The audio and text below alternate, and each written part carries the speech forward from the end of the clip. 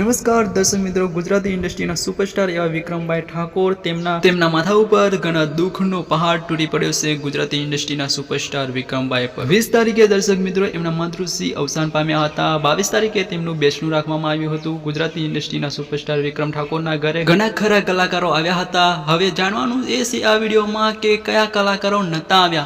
તો મિત્રો બન્યા રહો વિડીયોના એન્ડ સુધી, તમને બતાવીશું કોણ કોણ આવ્યું હતું અને કોણ કોણ નહોતું આવ્યું. વિજય સુવાડા આવ્યા હતા કે નહોતા? ગુજરાતી ઇન્ડસ્ટ્રીના સુપરસ્ટાર એવા રાકેશ બારોટ આવ્યા હતા કે નહોતા આવ્યા? જિગ્નેશ કવિરાજ આવ્યા હતા કે નહોતા આવ્યા? તો દર્શક મિત્રો તમને દરેક માહિતી આપીશું, તો બન્યા રહો વિડીયોના એન્ડ. એટલું જ નહીં દર્શક મિત્રો, ગુજરાતી ઇન્ડસ્ટ્રીના મોટા પ્રોડ્યુસર હસમુખભાઈ પટેલ આવ્યા હતા. તેમજ મિત્રો ઘણા ખરા ડાયરેક્ટરો પણ આવ્યા હતા, જેમાં કે આત્મારામ ઠાકોર આવ્યા હતા. હવે મિત્રો વિજય સુવાડાની વાત કરીએ તો વિજય સુવાડા આવ્યા હતા કે નહીં એની પૂરતી માહિતી મળી ન હતી મિત્રો.